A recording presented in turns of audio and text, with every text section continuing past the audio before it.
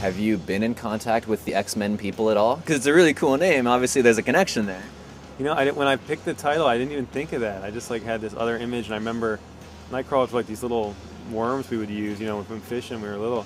But and then someone asked me about that. I'm like, oh yeah. And I'm like, you know, I really do like that character a lot. I remember I was like, this guy's cool. You know, he's a very cool character. So you know. So is it like, is that part of your stage show with the new record? Do you ever like disappear and show up on another part of the stage? I might. You never know. You know? You had Dave Grohl on the record. You had a couple of Dixie Chicks on the record as well. I gotta ask, you ever talk about politics when you're hanging out with people like that? Because they've been pretty politically outspoken. No, not so much. We were just focused on music.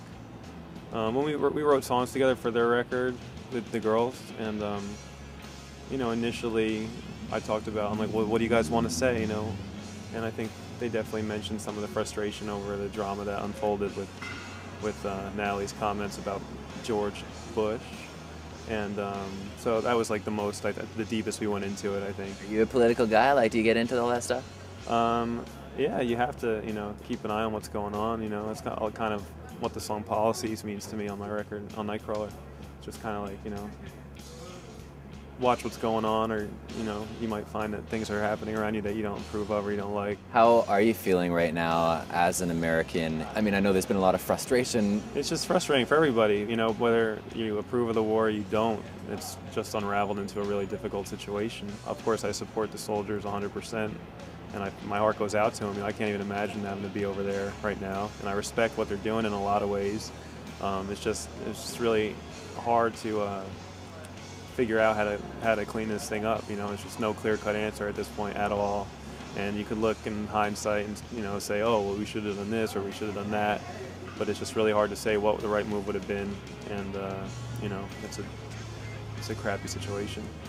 A lot of people talk about the election coming up as this is going to be a big changing of the guard, and everyone's so angry with Republicans, the Democrats are going to walk right in.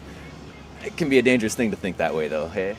Yeah, you know, obviously a great candidate and a great campaign needs to arise, and I hope that I get really excited about someone. I'm like, I want to get behind this person and do what I can to help them get elected and vote for them. You know, last election I barely wanted to vote. It was horrible, you know. And remember, there was a whole South Park about it. It was just like, you know, who are you voting for, a giant douche or turd sandwich, you know? And it was a hysterical episode. But you know, sometimes when you're not feeling any of the candidates, you just kind of feel apathetic about it, and you know, that's not the point of it all, you know. So I'm hoping that someone excites me and has some good ideas, and I could rally behind it. Are you optimistic that things will get better? Yeah, I mean, it can't get much worse, so. You know, it's such a hard business and a fickle business, and you know, we're playing a lot of shows, and a lot of people want to come see us, and you know, I'm just pretty amazed. I set my expectations, you know, at the beginning, you know, very high for myself, but at the same time low. You know, where like anything can happen, you never know.